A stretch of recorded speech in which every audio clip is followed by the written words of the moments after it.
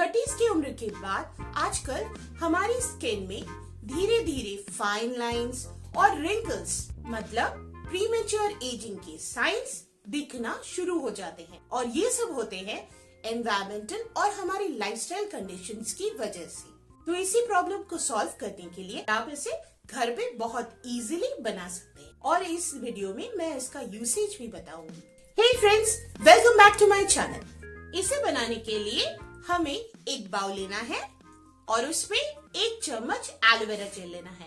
Aloe vera gel हमारी skin की elasticity को बढ़ाता है, ये हमारी स्किन को टाइटन करता है, जिससे प्रीमेच्योर एजिंग के जो लक्षण है वो आना कम हो जाते हैं। ऑक्सीडेशन भी एक कारण है प्रीमेच्योर एजिंग का, तो इसीलिए मैं इसमें एक विटामिन ई का कैप्सूल डाल रही हूँ। विटामिन ई में एंटीऑक्सीडेंट्स होते हैं जो ऑक्सीडेशन के इफेक्ट को हमारी स्किन में कम करते हैं, जिससे प्रीमेच्योर एजिंग के साइंस आना कम हो जाते हैं। एजिंग के साइंस को रोकने के लिए हमारी स्किन को क्लीन और टाइटन होना जरूरी होता है, इसीलिए मैं इसमें 2 चम्मच रोज वाटर का डाल रही हूँ। रोज वाटर में हमारी स्किन को क्लीन और टाइटन करने के गुण होते हैं। नेक्स्ट इसमें 1 चम्मच ग्लिसरीन का डाल रही हूँ। ग्लिसरीन हमारी स्किन फंक्शन को इम्प्रूव करता है ताकि